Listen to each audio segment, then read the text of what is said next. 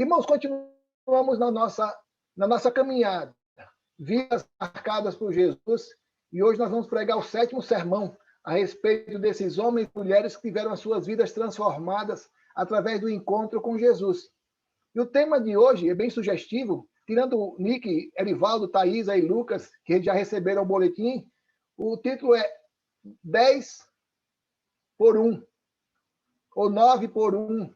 Os irmãos podem imaginar do que eu vou tratar nessa noite? 9 por 1? 9 em 1 ou 9 por 1? Alguém quer ganhar um ponto na prova final? Ou 1 em 10? Nós vamos conversar a respeito dos 10 leprosos. Está registrado lá em Lucas, capítulo 17, versos 11 a 19. Mas vamos começar. Falei sobre 1 em 10 da experiência daqueles 10 leprosos.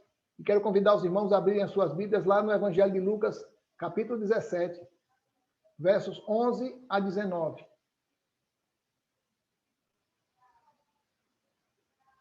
Eu estou tentando tirar o vídeo para ver se a internet melhora. Porque quando fica sem um vídeo, a demanda é menor. Ok? Podemos continuar? Estou ouvindo os irmãos. Podem falar, caso queiram falar alguma coisa. Pronto. Então vamos ler Lucas capítulo 17, versos 19 a 21. E a palavra do Senhor diz assim: A caminho de Jerusalém, Jesus passou pela divisa entre Samaria e Galiléia. Ao entrar num povoado, 10 leprosos dirigiam-se a ele. E ficaram a certa distância e gritaram em alta voz: Jesus, mestre, tem piedade de nós. Aos vê-los, ele disse: Vão mostrar-se aos sacerdotes. Enquanto eles iam, foram purificados. Um deles, quando viu que estava curado, voltou, louvando a Deus em alta voz. Prostrou-se aos pés de Jesus e lhe agradeceu. Este era samaritano. Jesus perguntou: Não foram purificados todos os 10? Onde estão os outros 9? Não se achou nenhum que voltasse e desse louvor a Deus, a não ser este estrangeiro? Então ele lhe disse: Levante-se e vá, a sua fé o salvou. Sabe, irmãos, encontramos aqui mais uma prova de um anônimo que entra e sai da palavra de Deus, que tem a sua vida transformada pela palavra de Deus, mas pouco conhecemos a respeito dele. Primeiro, que ele era leproso, e segundo, que ele não era judeu, era samaritano. E os irmãos sabem de todo o tratamento que os judeus tinham para com os samaritanos, eram excluídos, evitados. Para entrar em Jerusalém, os judeus faziam um percurso muito maior, mas não tivessem que adentrar ou que passar por dentro de Samaria. E a gente percebe claramente que Jesus destaca a importância desse fato, apesar de esse fato só ser registrado por Lucas. E nós sabemos que Lucas não esteve com Jesus. Tudo que Lucas escreveu foi fruto do testemunho de algumas pessoas e de pesquisa que ele fez. Afinal de contas, ele não esteve, ele não presenciou aquilo que Jesus fez. Imagina que ninguém da comitiva que estava com Jesus conhecia o leproso que voltou. Até porque ele era samaritano. Ou seja, quantas vezes a gente se depara com situações assim? Pessoas que eram rejeitadas, excluídas, marginalizadas, e são exatamente a esses que Jesus estende a mão. Pessoas que não são vistas, que não são notadas. E a gente consegue perceber claramente isso da maneira como Jesus seleciona os seus seguidores, ou os seus apóstolos.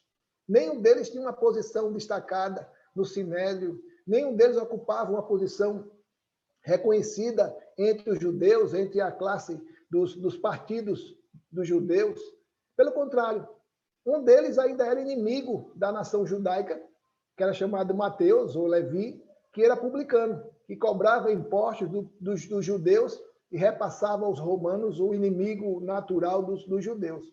E aí eu começo a perceber como Deus tem os seus planos e projetos, e a única coisa que nos cabe é depender, esperar, confiar nesse Deus que sabe todas as coisas.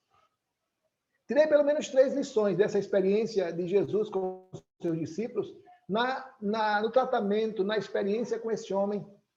Apesar dos 10, mas um só voltou para agradecer. Primeira coisa que eu percebo nesse destaque que Jesus faz a respeito desse fato, desse acontecimento na vida dele e de seus discípulos, é que todos desejavam a cura e logo se uniram num só propósito: clamar pela compaixão de Jesus. Os versos 11 a 13 falam exatamente dessa experiência deles, de se unirem com o intuito de falarem, de gritarem, de fazer com que Jesus pudesse dar atenção ao pleito, ao apelo, à solicitação daqueles homens. Os versos 11 a 13 diz assim: a caminho de Jerusalém, Jesus passou pela divisa entre Samaria e Galiléia. Ao entrar num povoado, 10 leprosos dirigiam-se a ele. Ficaram a certa distância e gritaram em alta voz: Jesus, mestre, tem piedade de nós. Não sabemos como aqueles homens sabiam quem era Jesus e nem a sua condição.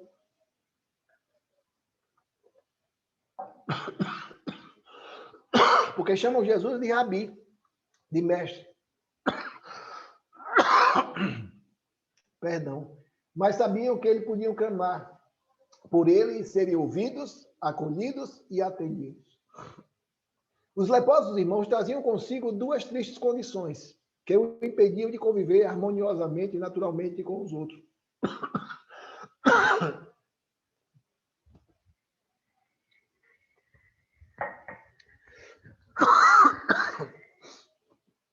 Duas condições que os leprosos viviam.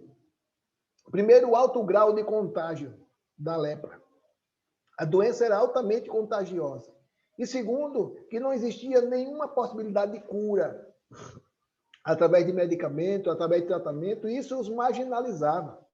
Os leprosos eram levados ao Vale dos Leprosos, onde não podiam conviver com sua família, com a sociedade, mas, pelo contrário, conviviam com pessoas na mesma condição.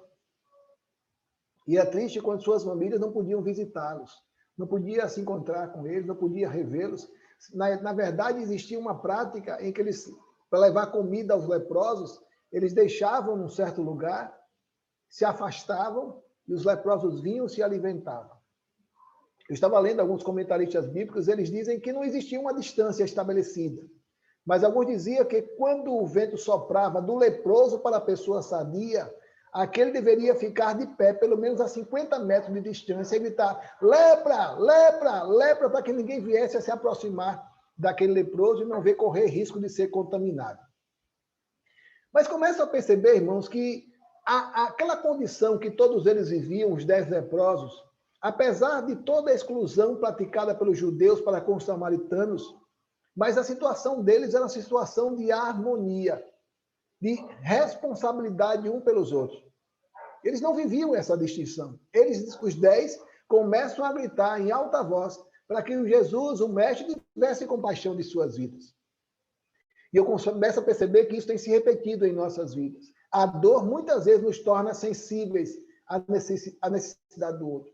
A nossa condição nos nivela na condição do outro. Afinal, estamos todos no mesmo barco. Quando a gente se depara com uma situação como essa, do coronavírus, em que não existe classe social, não existe condição física, não existe idade, pessoas as mais diversas, dos mais difíceis ou diferentes níveis sociais, estão sendo acometidos. E muitas delas têm morrido. E essa é uma doença que alcançou ou nivelou a sociedade no seu grau mais baixo, ou na condição mais miserável, de não existir cura, e logo começaram a surgir as vacinas, mas isso tem surgido com muita dificuldade, ou muita indisponibilidade, e a gente sabe que muitas vidas, cerca de 277 mil, só no Brasil já morreram. É interessante que quando eu olho para esses leprosos, a primeira coisa que eu percebo é que eles não pedem para ser curados. Eles dizem assim: Jesus, mestre, vem curar a gente. Não, mas que o Jesus, o Rabi, tivesse compaixão deles. Talvez nem soubessem de que Jesus era capaz de fazer. É interessante que nessa busca, nós queremos a atenção, nós queremos ser percebidos, nós queremos ser notados. Quantos de nós não lembramos daquela mulher sírio-fenícia que se aproxima de Jesus e Jesus tenta de alguma maneira persuadi-la a desistir? Olha, não fui enviado senão aos donos da casa. Mas, mestre, pelo menos que os cachorrinhos comam das migalhas que caem da mesa. Ou seja, Jesus começa a provar a fé daquela mulher e começa a colocar diante dela um desafio dela continuar esperando no Senhor. Não sei até onde você está disposto a esperar. Não sei até onde você está disposto a confiar que Jesus tem um plano transformador para a minha, para a sua, para as nossas vidas. É tão bom saber que aqueles homens não desistiram. Jesus, mestre, tem compaixão, tem piedade de nós. Eles não sabiam daquilo que Jesus iria fazer. Imagino que nem imaginavam que poderiam ficar curados, mas clamam pela atenção do mestre, para que ele pudesse lhes dar atenção. É tão bom saber que Jesus deixa tudo o que está fazendo e para. E é interessante que naquela abordagem, mesmo que à distância, imagino que a mais de 50 metros, Jesus não lhes toca. Não. Nem ordena a cura daqueles homens, uma cura imediata, mas que eles procurassem se apresentar ao sacerdote. Imagino que essa atitude de Jesus foi, quem sabe, para não causar nenhum tumulto e nem incômodo com os que o seguiam. Jesus o despede e orienta que eles se apresentem ao sacerdote. Olha, vocês não precisam vir, não. Vão se apresentar ao sacerdote. Eles ainda não haviam sido curados, mas atendem prontamente à ordem de Jesus para se apresentarem ao sacerdote, sem nenhum questionamento. Eles não esperam ser curados para serem apresentados aos sacerdotes. Eles vão do jeito que estão. Imagino que alguns estavam com a lepra já tomando todo o corpo. Imagino que outros estavam no começo. Imagino que outros já não tinham mais esperança de restauração. Imagino que muitos já haviam perdido suas famílias. As pessoas que mais amavam em função daquela enfermidade. Se você abrir a sua Bíblia, não precisa ser agora, em Levítico 14, você vai perceber que só o sacerdote poderia garantir que alguém estava curado daquela lepra. E ordenar o ritual da purificação. Vá, mate um pombinho, se for muito pobre, não precisa matar um animal e vai passar pelo sangue. Ou seja, todo o ritual próprio comum dos judeus. Então, Jesus não institui, ou Jesus não impõe para aqueles homens a cura, ou não assegura a eles a cura, mas a necessidade de confiar em Jesus. Jesus não disse que eles seriam curados, mas só em função de mandá-los até o sacerdote. Levou consigo, levou junto na bagagem a certeza de que eles seriam restaurados. É tão bom saber que o nosso Deus tem os seus planos e os seus projetos que não nos cabe questioná-los. De repente, a gente está montando um quebra-cabeça, quem sabe o quebra-cabeça da sua vida está tanto montado, algumas peças faltando serem encaixadas, e aí, de vez em quando, Deus pega aquele quebra-cabeça e embaralha novamente. E o Senhor, eu olho para o Senhor e você olha para Deus assim, mas Senhor, estava tudo tão organizado, estava tudo do jeito que eu estava me programando. E ele disse, olha, desse jeito não era a minha vontade. E ele começa a pegar aquele quebra-cabeça, que para mim foi um desafio grande, e começa a fazer segundo a sua vontade. Quem sabe não é isso que Deus está querendo fazer na minha vida? Quando muitas situações que fogem do meu controle, da minha incapacidade de resolver, eu estou vivendo, estou enfrentando, e o Senhor, quem sabe, dizendo, filho, me dá o controle, me dá esse controle nas minhas mãos, para que eu possa fazer do meu jeito. É interessante que no caminho da obediência, Jesus vai curando as nossas enfermidades. Enquanto estamos caminhando com Ele, e Ele vai nos restaurando. Curas que até pareciam impossíveis de serem concretizadas, mas Ele faz. A Bíblia diz lá em Lucas que Ele é o Deus do impossível. Acaso existe alguma coisa impossível para Deus? A única coisa que Ele espera de nós é que nós obedeçamos, mas que continuemos caminhando. Vão até o sacerdote. E não questione se a sua pele ainda está tomada pela lepra. Até lá, você vai ver, ou vai presenciar e vai testemunhar daquilo que Deus é capaz de fazer na vida de alguém. Jesus sempre atendia o apelo daqueles que o buscavam. Daqueles que buscavam encontrar nele auxílio, socorro, ajuda, cura. Principalmente os rejeitados. Os rejeitados, lembra dos excluídos, dos não valorizados pelos homens. E Jesus tinha tipo um imã que atraía, e vou criar uma classe, porque tem os sem terra, os sem teto, os sem ninguém. Como aquele homem que estava no tanque de Betesda, eu não tenho ninguém que me jogue quando a água é agitada. Perdão. Mas Jesus não pergunta àquele homem se ele quer ajuda. Se ele está precisando de ajuda, não. Você quer ser curado, mas eu não tenho ninguém. Eu sou uma pessoa esquecida, marginalizada, ninguém olha para mim.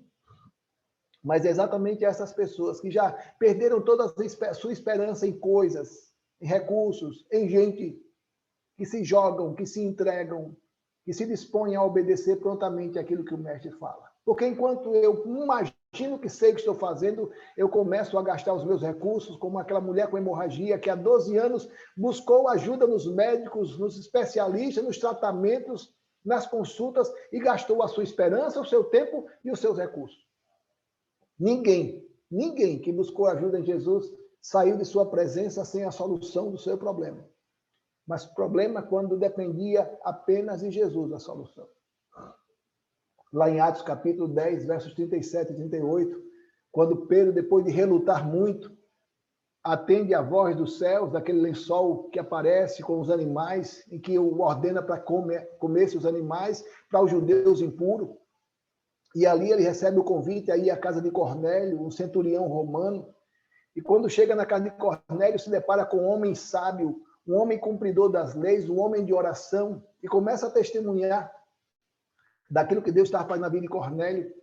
E Pedro começa a fazer uma apanhada de tudo aquilo que ele viveu. Tudo da oportunidade, da experiência prazerosa de caminhar lado a lado com Jesus. E ele começa falando exatamente dessa condição que Jesus viveu, Atos capítulo 10, versos 37 e 38. Ele diz assim, vocês sabem do que aconteceu em toda a Judéia, começando na Galileia, depois do batismo que João pregou, como Deus ungiu a Jesus de Nazaré com o Espírito Santo e poder, e como ele andou por toda parte fazendo bem e curando todos os oprimidos pelo diabo, porque Deus estava com ele. Esse era o currículo de Jesus. Era aquilo para que Jesus foi enviado. Foi para isso que Jesus veio ao mundo, para restaurar, para transformar, para libertar pessoas não só de suas curas físicas, mas principalmente de suas curas espirituais. A segunda lição, que eu aprendo é que todos foram curados, mas só um agradeceu. Não sei se você tem facilidade em agradecer. Não sei. Se você tem facilidade, muito obrigado. A gente costuma chamar isso de palavrinhas mágicas. Muito obrigado. Me perdoe. Por favor. Por gentileza. E com o passar do tempo, a gente começa a ficar muito áspero nos nossos tratamentos. A gente começa a esquecer desses tratamentos de saudação, de cordialidade. E a gente começa a ficar muito rude, o nosso tratamento começa a ficar muito áspero. Passa isso aqui, me dá isso aqui. E a gente não pede mais por favor. Porque parece, sabe, parece, irmãos, parece sinal de fraqueza. Alguém que pede perdão, isso é fraco. Não. Jesus diz a Pedro que não só 7 vezes, mas 70 vezes 7 que nós devemos perdoar alguém ou pedir perdão. É tão bom saber que Deus nos ama, apesar da nossa fragilidade. O apóstolo Paulo diz isso na segunda carta aos Coríntios, capítulo 9, porque quando eu sou fraco, aí é que eu sou forte, porque o poder de Deus se aperfeiçoa na minha fraqueza. Que coisa maravilhosa, poder entender que essa minha força, essa minha capacidade, essas minhas condições impedem o agir de Deus na minha vida. Mas é quando eu não sou nada, quando eu me entrego, quando eu descanso, quando eu confio. E exatamente nesse momento que Deus está agindo e vai agir em nossas vidas. Os versos 15 a 18, diz assim, no capítulo 17 de Lucas. Um deles, quando viu que estava curado, voltou louvando a Deus em alta voz. Prostrou-se aos pés de Jesus e lhe agradeceu. Ele era samaritano. Jesus perguntou, não foram purificados todos os 10? Onde estão os outros 9? Não se achou nenhum que voltasse e desse louvor a Deus, a não ser esse estrangeiro. E eu começo a imaginar essa proporção. 1 em 10. 10 clamam por compaixão. 10 recebem a cura de sua enfermidade. Mas só um volta para agradecer. Eu comecei a imaginar, nessa nossa caminhada, desse tempo que o Senhor tem nos dado o privilégio de caminharmos juntos, desse quase 1 ano e meio que o Senhor tem nos dado o privilégio de caminharmos juntos, quantas pessoas chegaram até nós? Quantas pessoas se uniram até nós?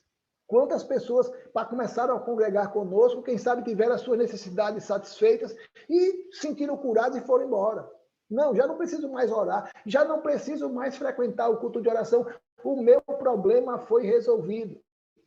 E aí relaxam, e aí vão aproveitar a vida. Afinal de contas, meu tempo foi dedicado à oração porque eu precisava. Eu buscava porque eu precisava de resposta, mas agora já foi resolvido, agora eu vou relaxar, agora eu vou desfrutar, agora eu vou separar um tempo para mim mesmo. Impressionante, irmãos, que os 10 foram curados, mas só um priorizou agradecer primeiro a Jesus. Os 10 foram curados, mas imagino que desejavam primeiro apresentar-se ao sacerdote e, em seguida, apresentassem as suas famílias. O desejo de poder reencontrar suas famílias foi muito maior, ou foi muito mais intenso de, quem sabe, agradecer a Jesus. Mas eu percebo claramente que os 10 foram curados e foram imediatamente se apresentar, os 10 foram curados e os 9 foram se apresentar ao sacerdote, mas um escolheu apresentar-se primeiro ao sumo sacerdote. O sacerdote da parte de Deus, não da parte de Melquisedeque. É porque podemos destacar, irmãos, dessa experiência de Jesus, é que Jesus sentiu falta dos 9 que não voltaram. A atitude do que voltou agradou o coração do mestre, mas a atitude dos 9 o entristeceu.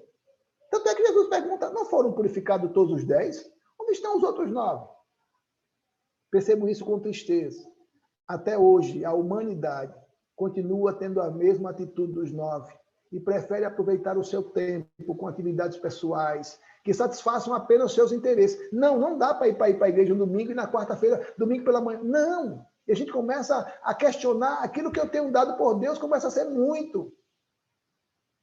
E quando eu coloco na balança aquilo que eu tenho recebido da parte do Senhor e aquilo que eu tenho dado, ainda é muito pouco. Diante da grandeza da sua graça, da sua bondade, da sua misericórdia, que se renovam a cada manhã. Pessoas como essas estão sempre buscando a intervenção de Deus. Oram, clamam por cura, mas não voltam para agradecer. Fazem promessas, mas não se apressam em cumprir. Estão sempre buscando seus interesses, primeiramente. Jesus diz isso lá em Mateus capítulo 6, verso 32, buscar em primeiro lugar o reino de Deus e as demais coisas vos serão acrescentadas. Mas o tempo que a gente tem vivido hoje, muita gente tem escolhido primeiro satisfazer as suas necessidades, seus interesses, buscar agradar a si próprio. Para depois, se tiver tempo, se tiver condição, se sobrar algum recurso, aí eu vou consagrar ao Senhor. Mas eu preciso destacar uma coisa. Você é meu irmão, minha irmã, que já tem caminhado, não comigo, mas com o Senhor há muito tempo. Disse 1 ano e meio, mas não só é 1 ano e meio, nós estamos juntos há quase 2 anos e meio. Eu louvo a Deus pela sua vida. Pelos uns, ao invés dos 9, que têm reconhecido a ação de Deus em seu favor e têm voltado para agradecer. Louvo a Deus pela sua vida, pelo privilégio de caminhar lado a lado com você, pela certeza que Deus tem usado a sua vida para abençoar a minha, que Deus tem usado a sua vida para interceder pela minha, que Deus tenha usado a sua vida para interceder por tantos outros que carecem, que necessitam desse cuidado especial do Senhor e não sabem que nós temos essa fonte inesgotável, a fonte que Jesus apresenta à mulher samaritana. Se você soubesse quem está falando com você, você não daria, mas receberia, porque aquele que receber da água que eu lhe der, do seu interior fluirão águas vivas, sem fim. É tão bom saber que Deus tem sempre o melhor, apesar de nos retardarmos em oferecer o melhor para Ele. O salmista, no Salmo 103, verso 2, diz assim, bendize, ó minha alma, ao Senhor, e não te esqueças de nenhum de seus benefícios. Como é difícil, né? Se nós fôssemos aqui, quem sabe desafiar os irmãos a começarem a orar, eu mesmo, por todas as maravilhas e bênçãos que Deus me deu no dia de hoje. Com certeza, muitas das coisas que Deus fez ficariam esquecidas e muitas delas não seriam nem vistas. Quantos livramentos Deus tem nos dado? E a gente não consegue perceber porque não vi, não presenciei. Quem sabe me atrasei um pouco para sair de casa e aquela pessoa que tinha intenções más para comigo passou na rua e não me encontrou, não encontrou ninguém que pudesse ser alvo do seu assalto. Quem sabe alvo de alguma maldade. Quem sabe aquele sinal que você parou e olhou para os lados, ainda que você estivesse com o sinal verde, mas imediatamente uma pessoa passou cortando o sinal e você disse: obrigado, Senhor. Simone há pouco agradeceu pelo livramento que o Senhor concedeu ao filho dela naquele acidente de moto. É tão bom testemunhar daquilo que Deus tem feito. Por isso o salmista diz: e não te esqueças, minha alma, não te esqueça de nenhum só dos seus benefícios. Mas chega a última parte, quero ser bem objetivo naquilo que Deus colocou em meu coração. 10 foram curados, mas só um foi salvo. Jesus olha para aquele homem que se prostra diante de Jesus e disse: levante-se, vá. A sua fé o salvou. Jesus diz àquele homem: olha, você não está curado apenas do seu mal físico, você está curado do seu mal espiritual. Os 9 se apressaram para se apresentar ao sacerdote. E como disse aos irmãos, quem sabe voltar imediatamente para as suas famílias. Mas só um voltou e agradeceu. E só esse foi salvo. Jesus desejava curar e salvar a todos, mas só um voltou. Primeiro para agradecer. As nossas prioridades nem sempre são as prioridades do mestre. Muitas vezes eu quero primeiro atender às minhas necessidades. Quem sabe você vai ter todos os motivos do mundo para não ir à igreja, não dizimar, não testemunhar. Mas Deus conhece os nossos corações e sabe como nós temos, muitas vezes, nós somos desinibidos para falar de tantas outras coisas. Da novela, do futebol, da política, do custo de vida, de como as coisas estão caras, do governo, da vacina. Mas como nós somos tardios em falar do amor de Jesus? Na grande maioria das vezes, irmãos, nós encontramos Jesus tratando e curando enfermidades do corpo.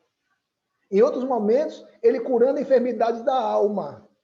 Mas louvado seja Deus, porque também o encontramos tratando e curando as duas enfermidades. Porque para Deus o que conta mais é que aquele homem não só foi curado do seu mal físico, mas que principalmente foi curado do seu mal espiritual. Jesus declarou àquele homem que fora leproso: levante-se, agora você pode ir ao sacerdote, para que ele confirme que você está curado, mas também que você está restaurado da sua necessidade espiritual. E começa a imaginar que a cura física, ainda que seja uma bênção, mas uma bênção temporal, pois logo podemos voltar a adoecer. Mas a cura espiritual, a salvação das nossas almas é eterna. E só o Senhor dos Senhores, o Rabi, Senhor dos Senhores, é quem pode nos outorgar. Encontrei uma citação de um comentarista americano, Wiersbe. Ele disse: os nove amigos dos samaritanos foram declarados cerimonialmente puros pelo sacerdote, mas só ele foi declarado salvo pelo Filho de Deus. Que privilégio poder reconhecer o cuidado do Senhor em cada uma das nossas vidas. Que essa experiência desse homem leproso possa produzir em nós o desejo de agradecer. Sempre que a gente participava de um pequeno grupo aqui em Maceió, e uma menina, uma criança, fazia aquele círculo de oração e saímos perguntando a cada irmão se ele queria agradecer ou se queria pedir alguma coisa. Aquela criança sempre dizia: eu quero agradecer a Deus por tudo que ele fez, por tudo que eu vi, por tudo que eu não vi. É tão bom saber que Deus tem nos dado esse privilégio de reconhecer o seu cuidado em cada momento das nossas vidas.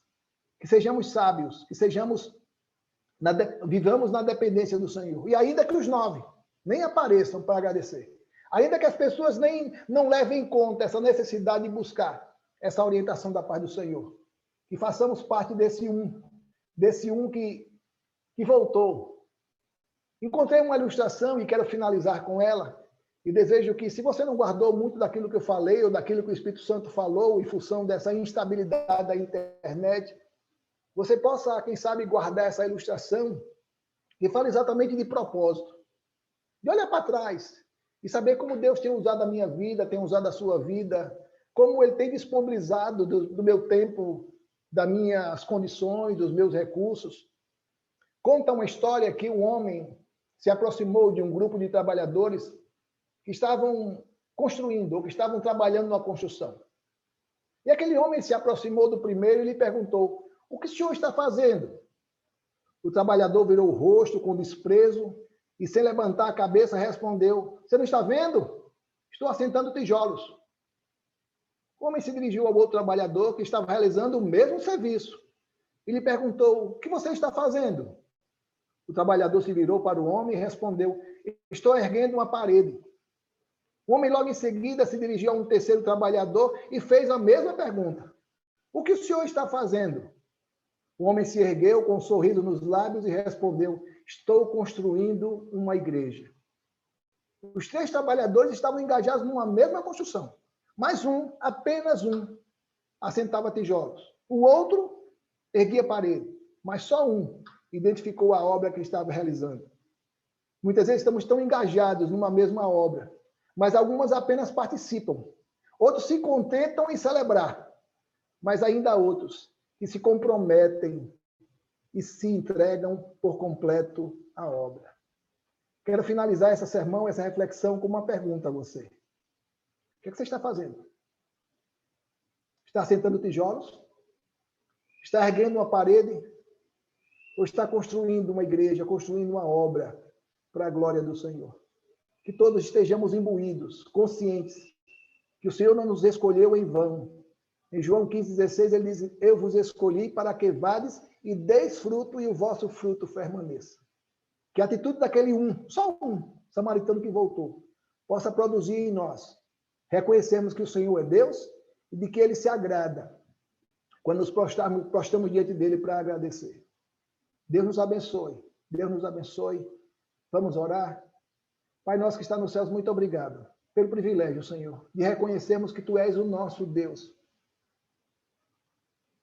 Os judeus viviam diante do ensinamento que era passado de seus pais, e isso ficava fixado em seus corações e suas mentes, e dizia: Ouve Israel, o Senhor nosso Deus é o único Senhor. E nessa certeza que temos vivido, Senhor, que não temos outros deuses, que não podemos recorrer a ninguém, nem devemos recorrer a ninguém, porque nós temos um Deus verdadeiro, fiel, um Deus justo, um Deus misericordioso. Obrigado, Senhor, pelo Teu cuidado, pelas Tuas maravilhas, pelos Teus livramentos. E muitos deles ainda nem temos visto, mas o Senhor colocou a Sua mão e nos protegeu. Obrigado pelo cuidado para com as nossas famílias. Obrigado, Senhor, porque sabemos que Tu cuida dos nossos filhos, dos nossos cônjuges. Visita, Senhor, cada família da Tua igreja. Protege, Senhor. Assim como fizeste ali na invasão de Jericó, quando a casa de Raabe foi protegida, faz também isso com as nossas casas, Senhor, que elas sejam protegidas e guardadas. Não com uma mancha de sangue, não com um laço de escarlate, mas com a Tua presença, com o Teu cuidado. Dá-nos o Teu cuidado, a certeza do Teu cuidado constantemente. Visita a nossa igreja, Senhor. O prédio está fechado, mas a igreja continua agindo, atuando, interagindo e testemunhando ao mundo perdido, sem salvação. Que sejamos, Senhor, esse que volta e que tem a sua vida transformada. E a transformação dele produziu a nossa transformação. E que assim possa produzir a transformação de tantos outros, Senhor. Muito obrigado pelos meus irmãos. Eu não estou sozinho, porque o Senhor está ao meu lado. Mas não estou sozinho, que nós temos 7.000, como diz o Senhor a Elias, 7.000 que não se dobraram a Baal. Louvado seja o Teu nome por aqueles que o Senhor escolheu, para caminhar lado a lado e juntos, Senhor, transformarmos esse tempo, no tempo na total dependência do Senhor. É isso que nós te pedimos, com perdão dos nossos pecados, em nome de Jesus. Amém, amém, amém.